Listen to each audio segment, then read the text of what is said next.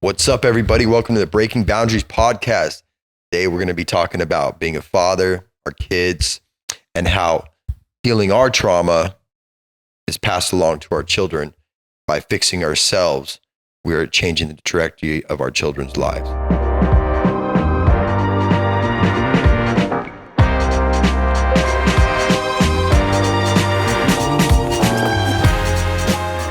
What up, brother? How's it going, bro?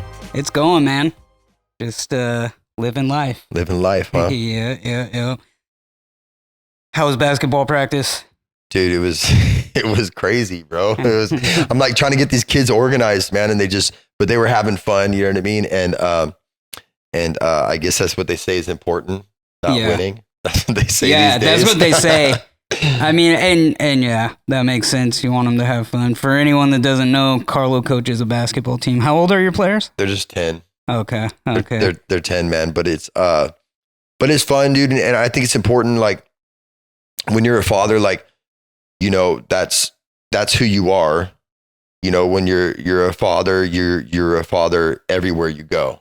Yeah. So that means in other kids' lives. I'm not saying to be a father to those kids, but you have to hold a standard, you know, wherever you go. Yeah, for sure. When my son was little, I coached baseball for a few years, and I was probably a little too focused on winning. But, you know, I do remember, like, some of these kids, you could tell, like, they were just having tough lives at home, right? Yeah. And so, yeah, I agree. It's important to kind of, like, you know, be an example for the kids, or, like, that's kind of cliche, but, like, to say example or role model, but, like, you know, show kids what they want to grow up to be, right? Yeah. And not only that, but, like my kids, like coming from another male figure in their life, they'll listen more than they will like their own father. You know, they have, it's a different kind of relationship. So I think it's important in the community that, you know, we hold ourselves at a high standard, not just with our children, but with other children. And, you know, that's how as a community that we can get this generation back on its feet, man. Right. You know? So you're out there on the court yelling at these kids all day or what? I'm just laughing, dude. You know, I go back and forth sometimes, you know what I mean? I go back and forth, but today I was trying to really get us organized because we have a good team, you know, but, and so trying to get some plays and get them organized, but they were just super hyper and running around. And it's at the end of the day, man, it's a win anyways. Right. You know what I mean? Right. It's a win anyways, but winning is important. And especially when the kids are in sports and younger and they're like, they don't keep score. They're like, we're just going out here to have fun. Like sports is a life lesson for children about winning and losing and how to deal with it. Yeah. No. You know what I'm saying? So how are you going to say that there is no score or winning doesn't matter, right? Like that's the whole life lesson. I agree. And like the whole like participation trophy thing really gets to me too. Cause it's like, talking about that, you know, it's like, why do we want to teach kids to grow up that if they don't work hard at something or they don't win at something, they deserve some sort of reward for that. So I always had a huge problem with that when I was coaching, but you know, it is what it is. You know, everyone gets a trophy these days. Yeah. You know, that's just how it is, man. But it's fun and it was super busy in my life to like take the time out to do that. Yeah. You know, and but I think my kid will appreciate it. That's cool. Coaching kids. And and you're right. Sports it's a life lesson for kids. But at the same time, I guess the whole like not keeping score thing for the younger kids and the you know mentality of it doesn't matter who wins. At the same time, I mean I guess there's some value in that because it teaches kids that not everything in life needs to be about competition or confrontation. I mean, most things in life should be about competition. I think competition is important. As men, we're very focused on competition and everything in our lives. Right. But at the same time, you want to be able to compete in a way where, you know, your interpersonal skills are being developed properly and you're not so competitive. These kids aren't so competitive that they don't know how to interact with other kids, right? Right. And it's about them, like, especially because they get down on themselves, you know, like that's my biggest lesson for them is, and especially my own son, because he messes up once and then he's down on himself and he's given up and whatnot. Yeah. And that's like my biggest lesson is like, okay, you're down a few points. Like you're going to throw the game. Yeah. You know, when you lose that motivation, that belief system that you're going to win. Right. You know, I think that's a big deal, but, yeah. So what's up with your son? Dude, my son's almost an adult. Is he? I got, what is it, like 3 more months and he's an adult. It's crazy, bro, having a 17-year-old kid. Because I was 19 when my son was born. Oh, wow. And, you know, so I was a kid raising a kid. Yeah. So it's been an experience. You know, he's driving now. And, you know, he's talking about what he's going to do when he gets out of high school. Because, you know, 3-4 more months, he's going to be out of high school. So he's working really hard to do good. Because, like, all the past years in high school, he just like completely fucked off. I had to go to summer school every year. And I'm like, now, dude, you can't fuck off. If you don't fucking finish, you don't graduate. You're going to be a super senior, you know? But yeah, man, it's definitely an experience being, you know, mid-30s and being a dad to a kid who's almost grown. And I think that's one of the hard things about parenting is, you know, it's a learning experience for us as well. And then you get to a certain point and you look back and like, you can't take back the mistakes you make as a parent, right? And that's tough for me because I was so young. I made a lot of mistakes. I didn't know what the fuck I was doing. Luckily, me and his mom had a good relationship.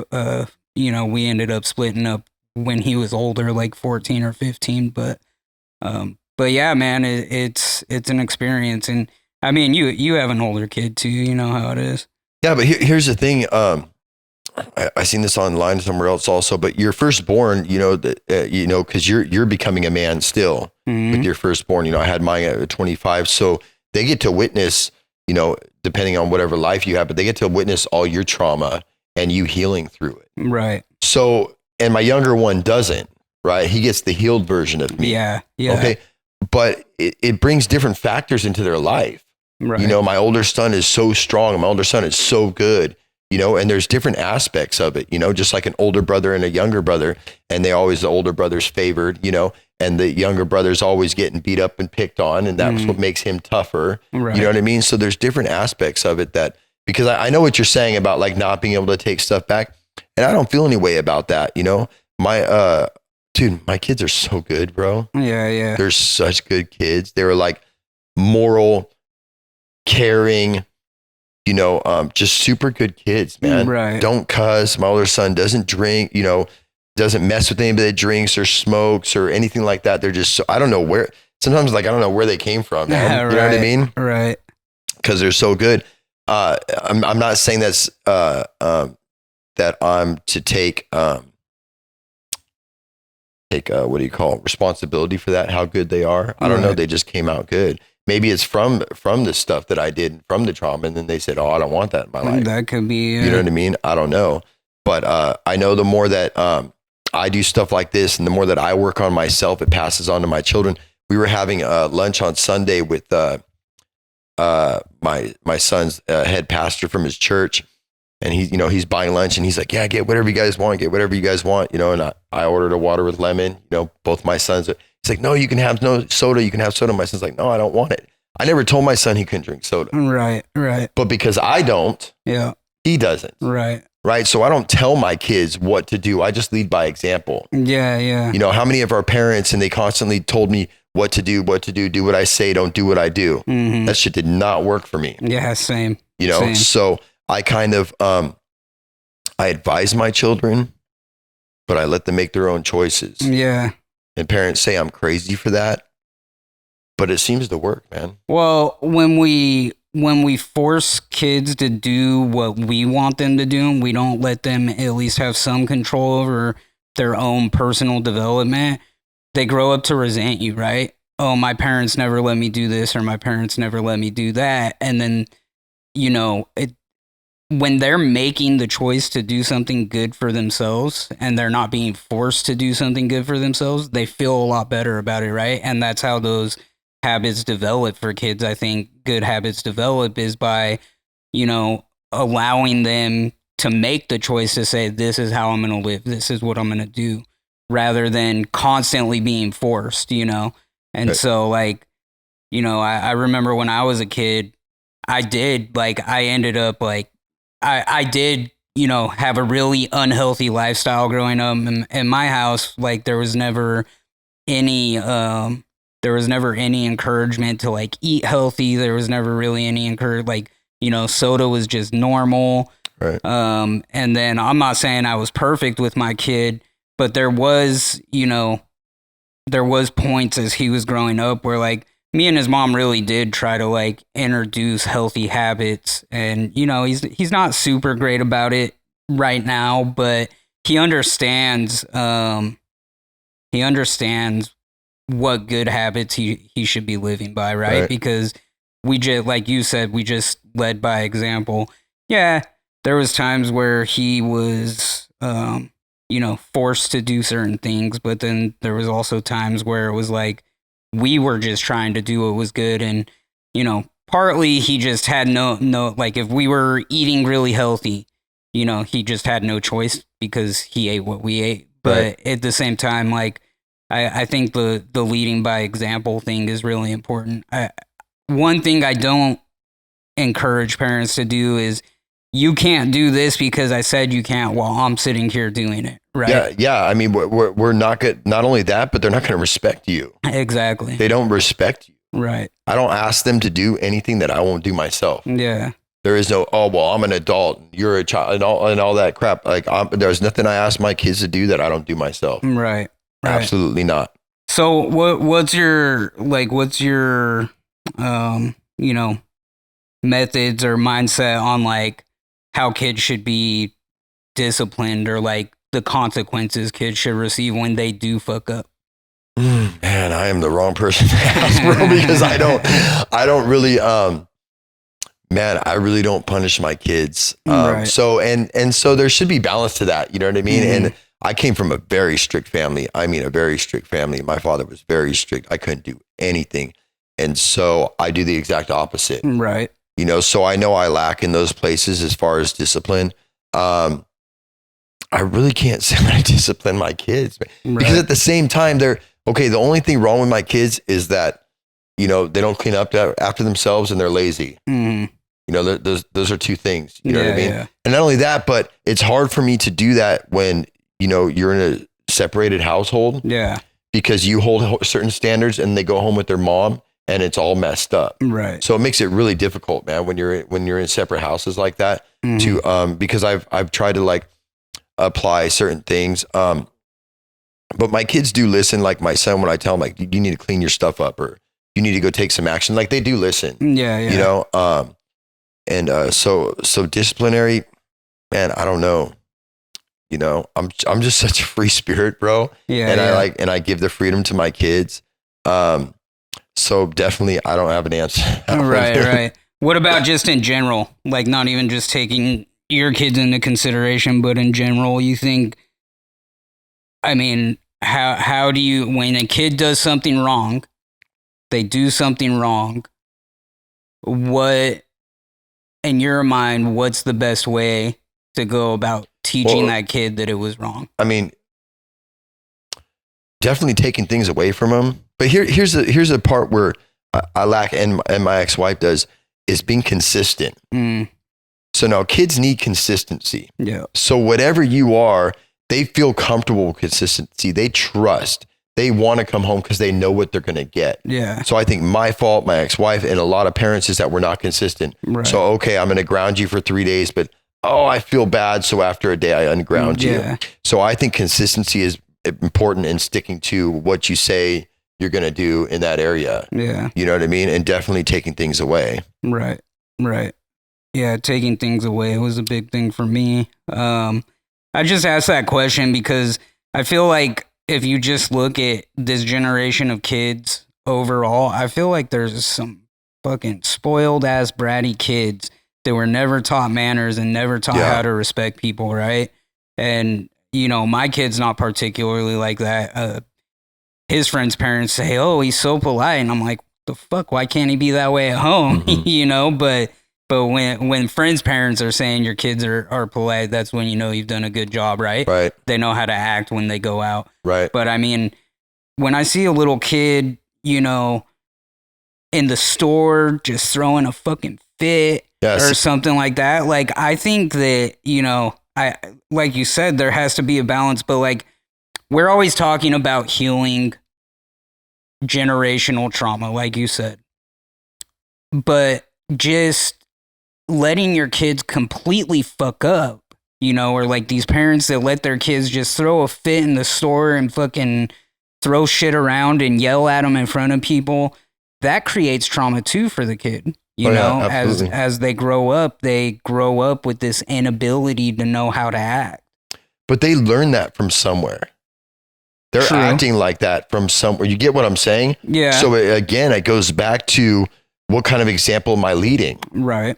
Right. So here's parents and a lot of single moms I know, and they're yelling and they're screaming at their kids. Yeah. And they're cussing at their kids or they're hitting their kids. That's what you're teaching him, man. Yeah. You're teaching him to lose your temper. So that kid didn't learn it from nowhere. Mm. You know what I'm saying? He didn't learn it from nowhere. It's absolutely apparent. And that's why it's hard for me to say about punishing my kids, because I don't want to say my kids but they don't do anything like that. Right. They're very well-mannered, like you said. They're very good. They're very moral. My younger son is very caring about other people's needs all the time. Mm-hmm. You know, my older son, he's always in church and into fitness. And so it's hard to punish a kid like that. Yeah, yeah. You know what I'm saying? So that's why I don't know about punishing, because they don't do anything in that manner. You know what I mean? Yeah. I think, like you said, there has to be a balance. I probably went too hard on my son at times. I was a very, very strict dad. But there was a good balance because his mom was completely the opposite. Mm-hmm. So he had that balance, and we were both in the same home, right? So like there had to be that good cop, bad cop atmosphere, right? He had to know that he was loved, and he had to know that, you know, that we care about him. But also, like, I was the type where, like, I remember one time he stole something at school when he was in elementary school. He asked to go to the bathroom, went outside, stole something out of a kid's backpack. Like, I didn't let that go. Yeah, of course not, yeah. And so he got in a lot of trouble for that. But I think in general, like, we have to teach our kids to understand the world in a way that you can't just get away with anything in life. Right. You know what I mean? But at the same time, probably not go as hard as I did when my kid was younger, right? And for new parents, I think that's tough. Like, because again, when you're a young parent, you don't know what the fuck you're doing.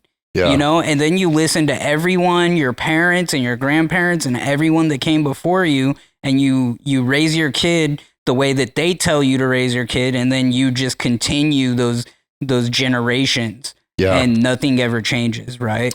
Yeah, exactly, man. You either end up raising your kids just like your parents did, or you do the exact opposite. Yeah. Like me, I did the exact opposite. Right. I think what's important to me, and like I said, I know I lack in discipline, and it's really hard because you get them on the weekend and you don't want to be sitting there. You're trying to undo everything that their mom has let them do, and you spend your whole weekend doing that, and then they're gone back to their mom. So that's what makes it difficult. But what was I going to say? The most important thing is that my kids, they'll talk to me. Yeah. Anything going in their life, they're not afraid to talk to me. Right. They'll tell me anything. The deepest, darkest things, we talk. And I think that's so fucking important. I think that's more important than anything else, because then you know what's going on with your kids. And that's how you have real control. Right. Because they're open to you. Most kids are afraid to talk to their parents about stuff. I was afraid to I couldn't talk to my dad about anything. Yeah. Anything. So even though I had a father, I didn't have somebody I can go to. I am somebody that my kids can come to, and I'm non-judgmental. Of course, I'll tell them where they're wrong or they're right, you know, but as long as I have that, I think I have more control over the safety of my kids than somebody who tells them do this and don't do that. Yeah. You get what I'm saying? Yeah. Because if you're afraid if you can't come to your parents with the problem, then you're left to looking for answers out in the wrong places. Yeah. So I think that's something I pride myself in, that my kids at their lowest moment or their embarrassing moment, like they can talk to me about that. Right. You know, and I love that they come to me with that stuff. For sure. So I think that's important. You teach your kids about meditation and stuff like that? I do. I teach them about meditation. I took them to yoga once. They're not, you know, like I said, my son's really into church, you know, and I'm more on this, you know, spiritual journey, and I have my own opinions about church. But what's cool is that we can talk and understand each other. Right. You know what I mean? Yeah. He's not biased and I'm not biased against church, and he's not biased against, you know, what my beliefs are. And we have some great talks about God, about spirituality, about people. My son is he's so gifted. He has no idea, man. He's very intuitive. He has so many spiritual gifts. He just doesn't even know yet, dude. Yeah. Both of my kids do, man. They're so in touch. They're so in touch with the outer realm. They just don't even know. And I remember my son came to me because, like I said, he's a church guy. And he's like, Dad, I know what you're talking about energy now. He goes, I could feel it through people, like what they're really saying, you know? Yeah. And so that was cool. So yeah, I lead by example. I don't force any of my practices on them. Yeah. I don't tell them to meditate. I don't tell them the Bible's wrong and this is right or whatever. I just give them all the options. I take them to church.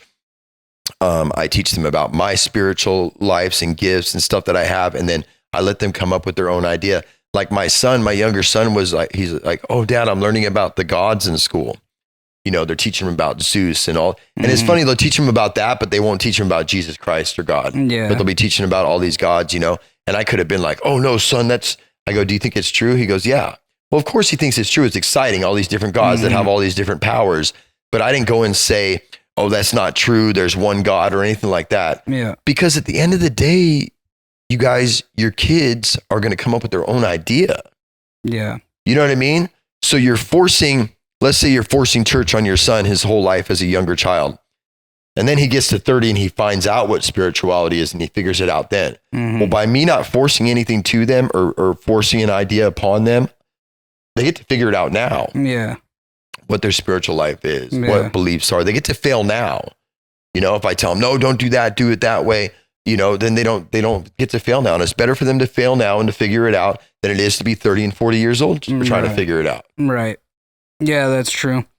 Yeah, with my kid, the one thing, like, I definitely don't force spiritual or religious beliefs on him.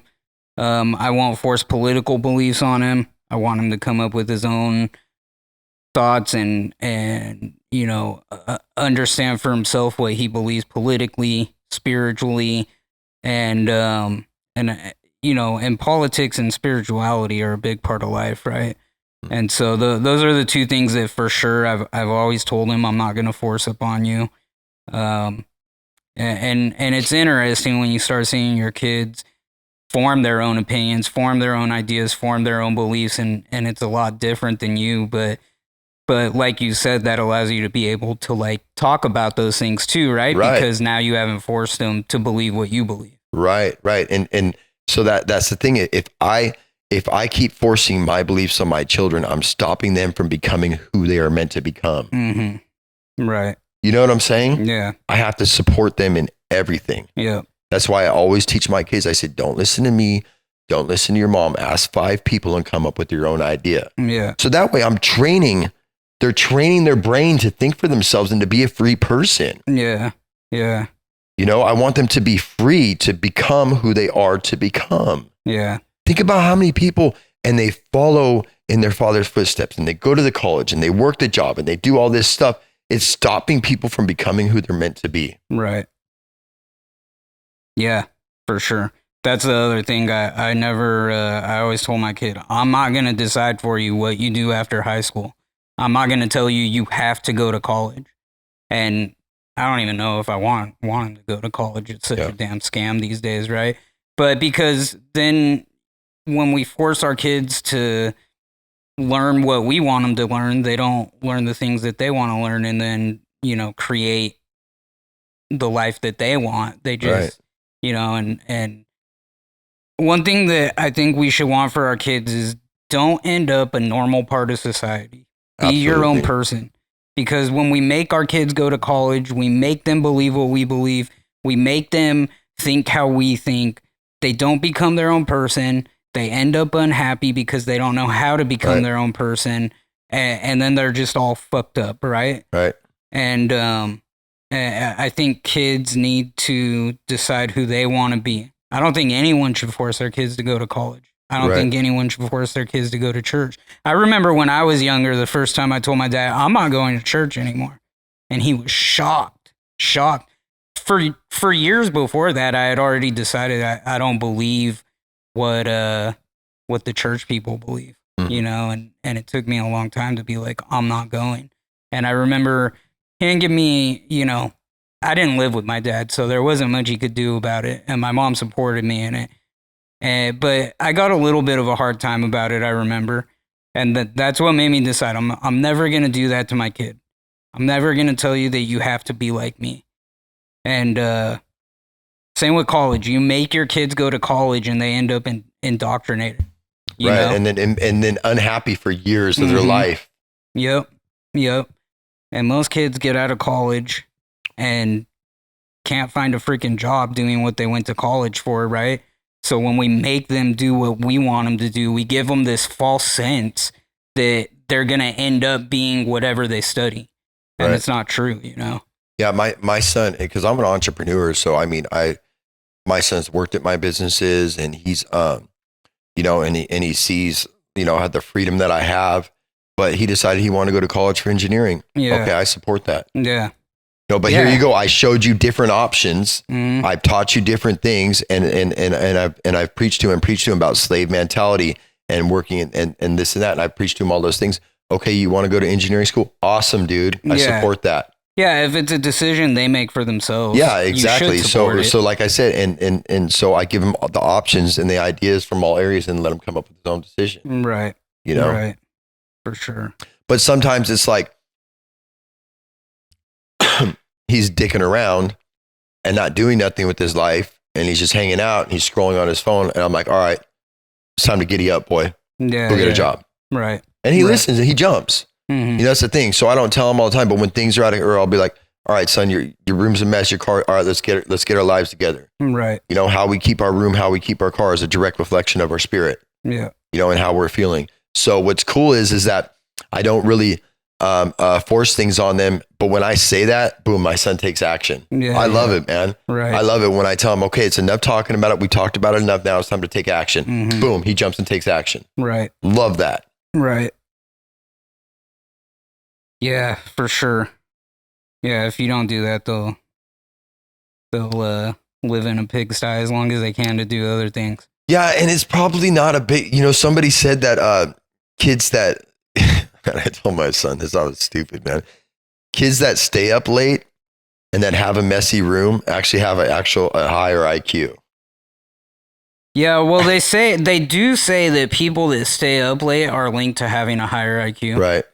Although IQ isn't like the best measurement of intelligence anymore. Right, it's not. But I don't know about the having a dirty room part. I can't get on board with that. I can't do staying up late though, and I think the reason that staying up late is linked with having a higher IQ and that it is because they're spending more time exploring different realms of life, right? You know, I know, like, especially now with the internet and everything, you know, kids stay up.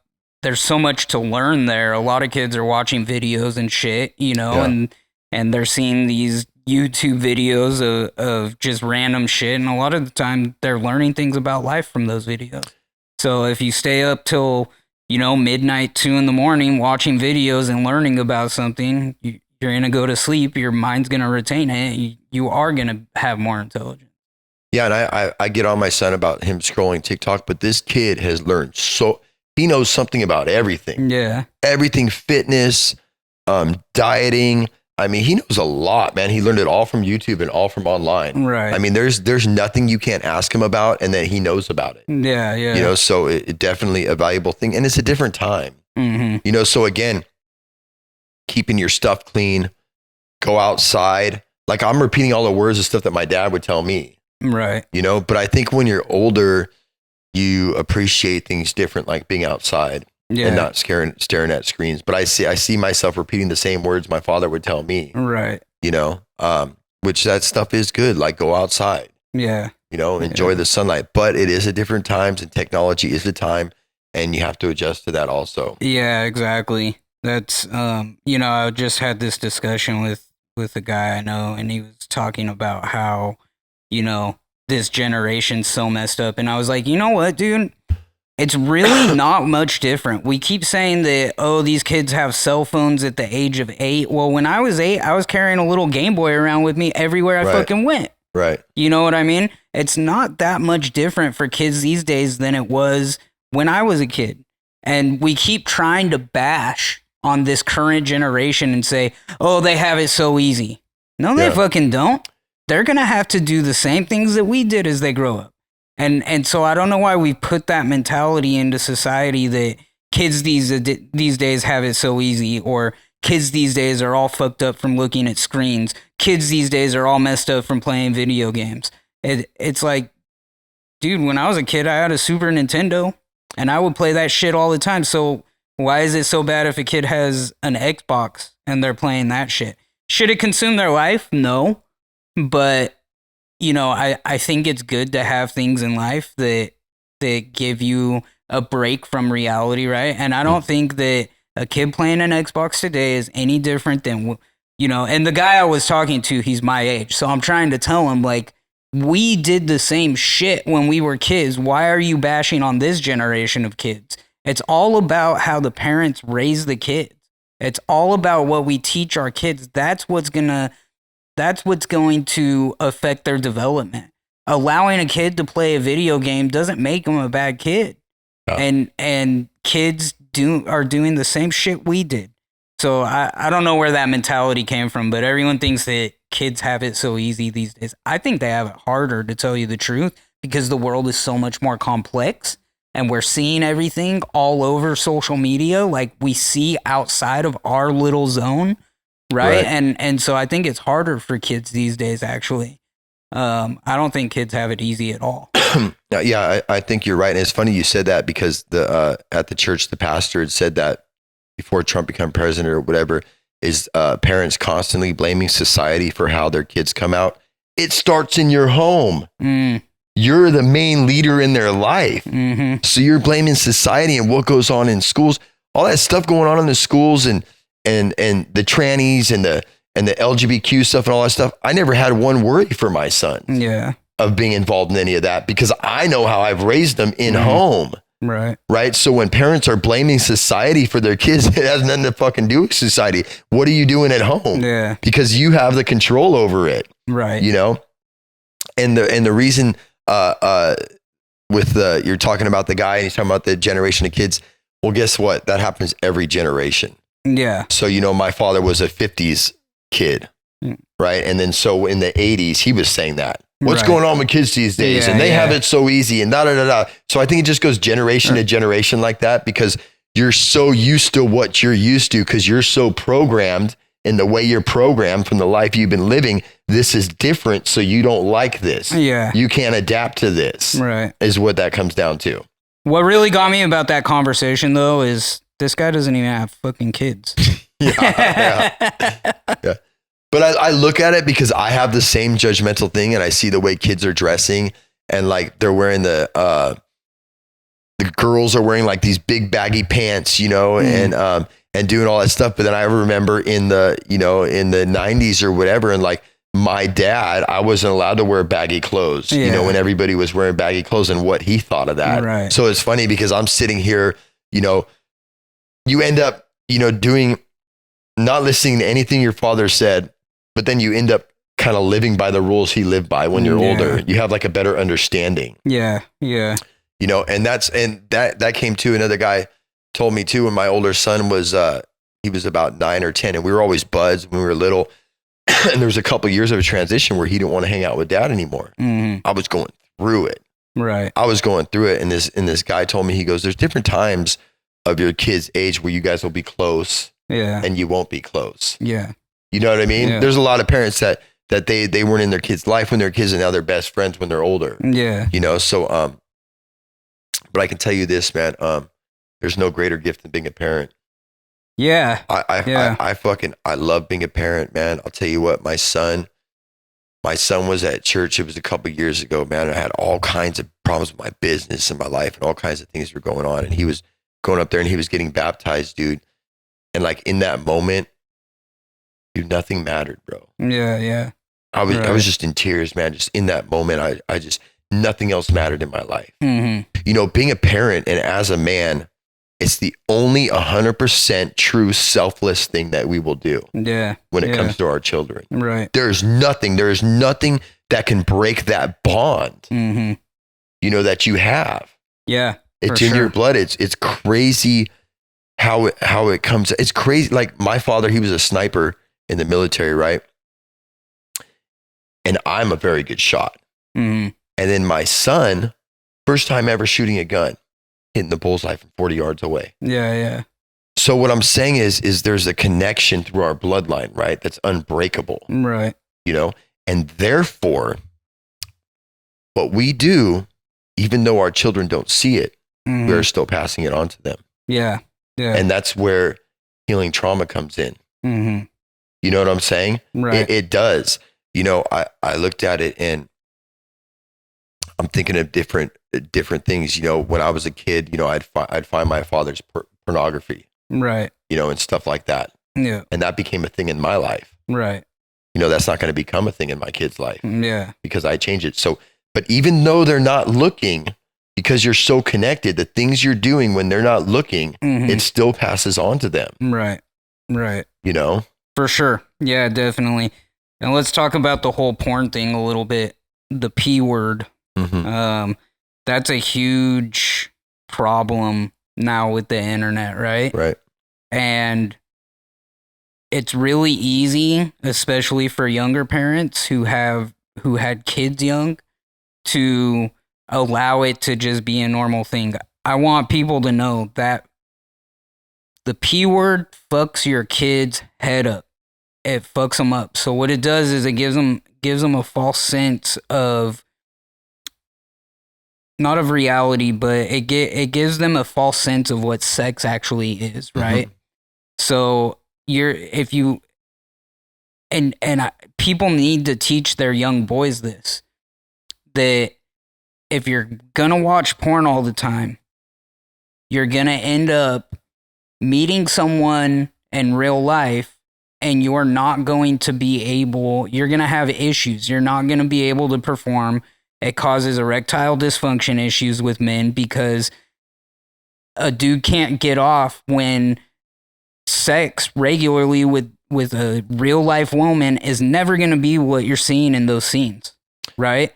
And so we're fucking our kids up if we're not teaching them to stay away from the P word, because it's ruining their minds, and it changes the structure of their brain. That's one thing that I'm really passionate about is teaching our young men this. Oh, dude, absolutely, man. It is terrible. It is just as bad as drugs and alcohol. Mm-hmm. You know, you can compare it. It's an addiction, man. Yeah. And again, like you were saying, it takes the purity out of things. Yeah. It takes away what God meant a relationship to be. Yeah. You know, very, very unhealthy, man. Very unhealthy.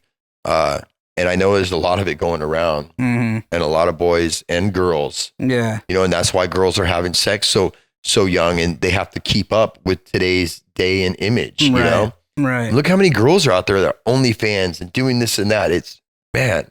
Yep.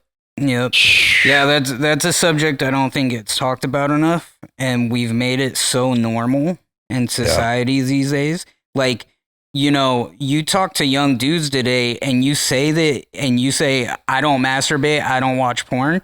They think you're crazy. Yeah. You know, they think you're not normal. Right. You know, and I've had conversations even with guys my age where I'm like, hey, that shit's bad for your brain. And they're like, what's wrong with you? That's not normal. So it's become this normal part of society where it's like, you're not normal if you're not giving it. Right. And it's really sad, man, that it's really sad to see that that's where we're at. And That's one of the horrible things about the internet is that it can take us there. But yeah, that's a conversation that I've had with my son is like, it's not good for you. Stay away from it. Yeah. And, you know, and those conversations with kids are uncomfortable, man. But you have to have those conversations. Yeah, I haven't had to have it with my son because my son doesn't even believe in sex before marriage. Right, So I'm grateful. My younger one, though, he's a little, we might have to have a talk. Yeah, You know what I mean? Yeah. But yeah, it'll ruin your life. Yeah, definitely. It'll ruin your life. And not just the P word, but like, you know, masturbation is bad for you too. I do not recommend it. I think that alone is an addiction, and that you know, there's this whole thing, this whole trend that started going on called NoFap, and it's basically like about giving up masturbation. So this idea is being put out there a bit now, but it ruins your brain. It causes a lot of problems for men when they get older. Yeah, for sure. So I recommend parents. Those are the kinds of things you want to make sure you're teaching your kids. Like, if you think you're doing right by what you're teaching them is that they need to dress differently or they need to do these things differently that don't even fucking matter. When my son was younger, I was pretty tough on him about certain things. I would give him a hard time about things that I thought didn't look good about what he was wearing, or like, you know, he would want certain things, you know. At one time he had this thing where he liked like stuffed animals, and I'm like, dude, you're fucking 10. You shouldn't be still playing with stuffed animals. And like, I got to a point where I realized all those things that I thought mattered didn't fucking matter. Yeah, those things don't even matter. Yeah, but what about the hard conversations? Yeah. That's what matters. Yeah. And, you know, and it's tough because we have kids, and we want, when they go out into the world, we want people to perceive them a certain way. But that's not healthy. We have to let them decide how people are going to perceive them, or not how people are going to perceive them, but how they're going to present themselves to the world, and let them be okay with people perceiving them the way they do. Don't try to control how people perceive them. There's more important things to be putting your energy into as a parent. Right, exactly. That's why I talk about parents are constantly, don't do this, don't do that, like all the outside things, all the outside issues. And what really matters is those conversations. Yeah. Those conversations, those deep conversations are my favorite part of being a parent, man, is having those deep conversations with my kids, because that's what matters, dude. Yeah. You know, that's what makes it different, man. And a lot of kids don't get that from their parents. And I understand parents got to go to work, and we're tired, and we have these busy lives. And by the time you get home and you make your kids dinner, and, you know, you take a shower, it's bedtime, you've been at work for 10 hours, you've been on your feet all day, whatever. It's hard, man, to put the energy into parenting when you get home from work, because everyone has to work these days. It's rare that you get you know, a stay-at-home mom. Right. Because things are just so tough financially for people these days. But putting that energy into those tough conversations, I think is where it's at. Who cares if your kid wants to wear baggier pants or wants to wear a character on their shirt that you don't like? Right. Who gives a shit? Yeah, you're not even from this generation. Exactly. You know what I mean? Exactly. And I get on my son too about it, because he's like always in sweats and like two different socks and slippers. But I actually have a lot of respect for him, dude, because he doesn't care what anybody thinks, dude. Right. He don't dress like anybody else. He doesn't care. You know what I mean? He walks around with this non-care of what anybody thinks. And I actually love that, man, that he's solid like that, you know? Yeah. Yeah. And I'm not the type of person that believes in fitting in, but younger kids, they're going to school and there's these trends going on and they want to be a part of the trend. I don't think that's a horrible thing. And when we decide that, you know, we may decide like, no, you're not going to wear that, or you're not going to do whatever it is that other kids are doing. And then your kid's the outcast, right? And, you know, I think if you want your kid to not care about fitting in, teach them to not care about fitting in. Teach them to not care what other people think. But at the same time, if there is something they want like that isn't hurting anyone, isn't hurting you, and it's all about your pride, then, you know, I think it's time to lay off and let your kid make that decision to say, this is how I want to look, or, you know, that I want to get into this hobby, or I want to, you know, do this, or I want to do that. Just because it's not something we want to do as parents, or we would want to do when we were their age, doesn't mean that, you know, they shouldn't have the opportunity to try certain things in life that they want to try, especially when it comes to wearing clothing.